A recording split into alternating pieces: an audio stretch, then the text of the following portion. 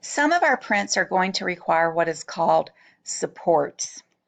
This is an example of a print that would require supports. The way you can tell is that it has what's called an overhang. In other words, parts of the figure on the top overhang the flat part of the bottom. Remember, with any print, it's important to have as much of a flat, large surface area on the very bottom of our print as possible. So this particular object, the bird, was put on a circular base to help it print, but now we need to add some supports. So if we look at this figure, I'm going to use the rotate tool in Cura to look around.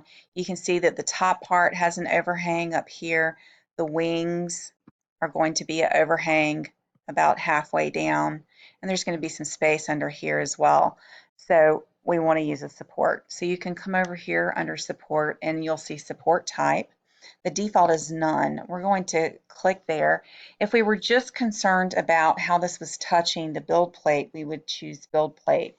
And instead we want everywhere because we want to have support for all of those overhangs, not just the bottom part of our figure. So I'm going to click on everywhere.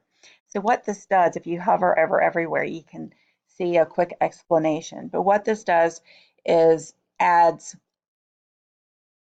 printed material in places that we don't tell it to print. In other words, there's going to be the bird printed, but there's going to be this extra material underneath the wings to help it stay solid as it's being printed. And then that printed material called the support will be easy to take off. It won't be quite as thick as the rest of it. So now I can come up here and see if a 37-minute print is appropriate. I really don't want to print that long. So I'm going to come down and change my scale. I'll go down to maybe 80%, see how long that'll take.